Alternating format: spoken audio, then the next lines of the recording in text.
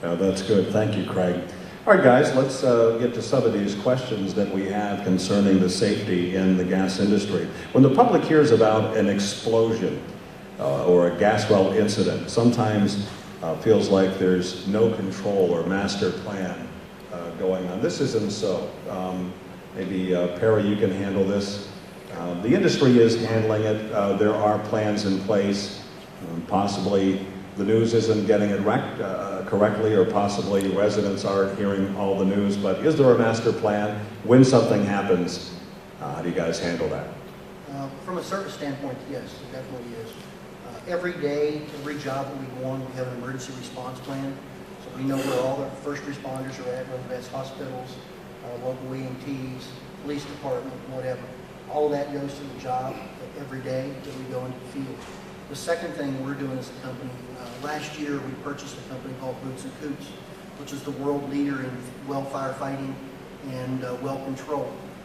They have now been moved into the Northeast as part of our product service lines that we offer.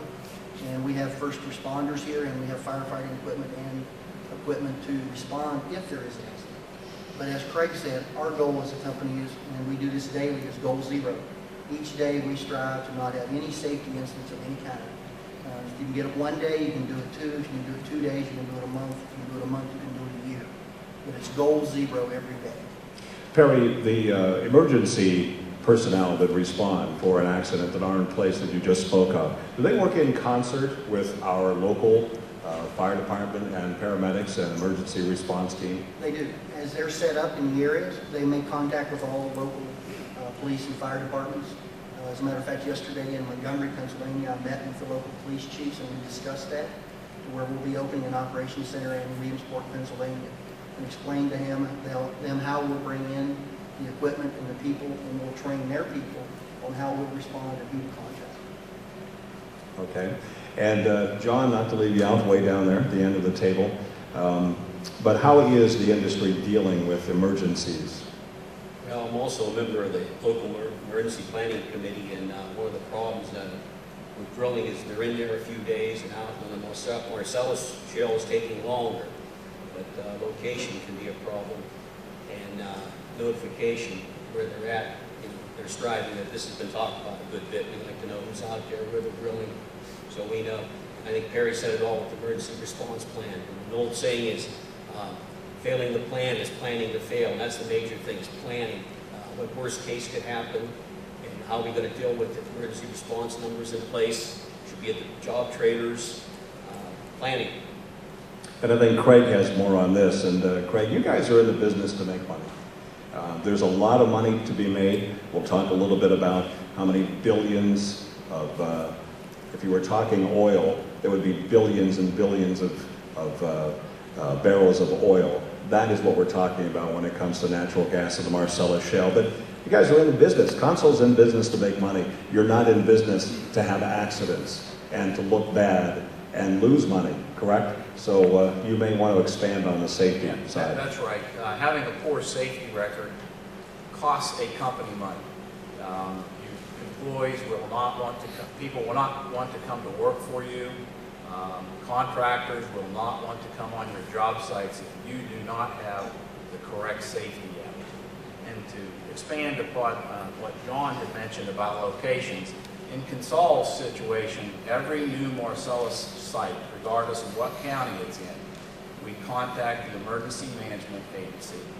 They assign a 911 address for the entrance road for each site, and we supply them with coordinates of the entrance for the access road and the well sites to ensure that the emergency responders can come to that and respond to that site properly.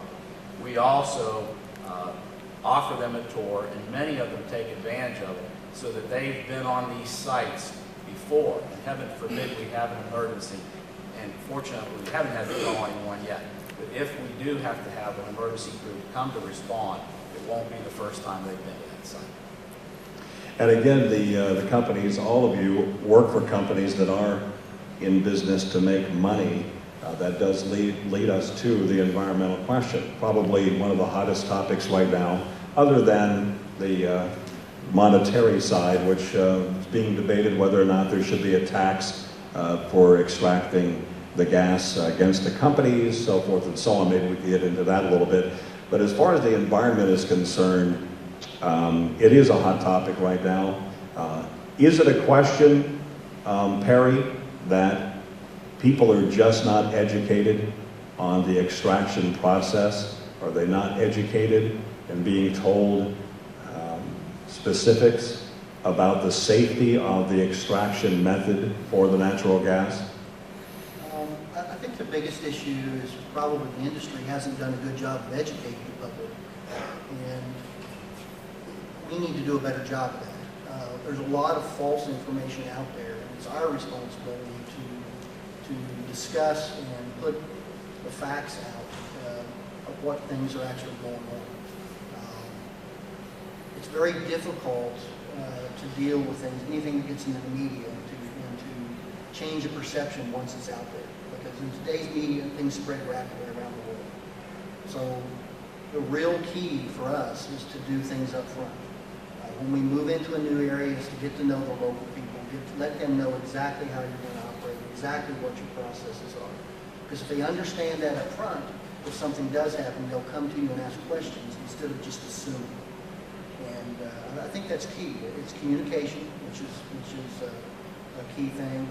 And then it's us doing a better job of educating the public. Yeah, I think education is the key. We can go on the internet. I think one of the more famous videos that we've seen would be the video of someone who is turning on their spigot in their sink, and all of a sudden there is an explosion. And may I add that as far as I've been told, there has not been one documented case where natural gas has actually gotten into the drinking water. Is that true? Can one of you answer that question? What is true is there's not been one documented case of hydraulic fracturing impacting the water supply. There's methane in the majority of the wells in western Pennsylvania because we have coal seams that lie underneath us here. In northeastern Pennsylvania, they have a completely different geology. There's a different set of facts, and I think that there probably was some conclusion about cementing the proper cement job, whether that was done or not. But the regulations have changed since then. The industry's learned, the PADEP has learned from that. The cementing techniques are done differently. But there is methane naturally in our aquifers. That we test every water supply within 1,000 feet of every well we've drilled. We've done it for decades, and I've looked back and found it to be a very common constituent.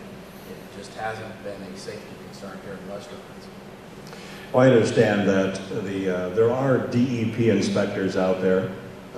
We're kind of waiting from Harrisburg on the word how many are out there and whether or not they're keeping up with the inspections on the rapidly increasing wells that are out there. But I understand that watershed associations are helping out in that area. There are devices that they're putting in the streams. They're putting them in the stream systems, upstream or downstream, I should say, from the water systems. I know in particular in Westmoreland County, right now the Loyal Hannah Watershed Association has many such pollution devices in the streams. They're monitoring themselves. And to date, there has not been any pollution in the Loyal Hannah system that has come up at all.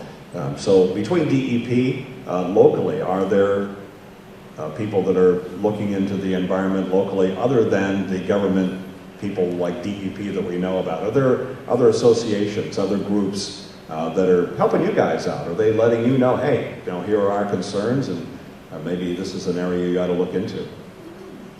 I know in our case, IUP is actually doing some testing down on the Beaver Run Reservoir, which is a public drinking supply, working in concert with the municipal authority of Westmoreland County.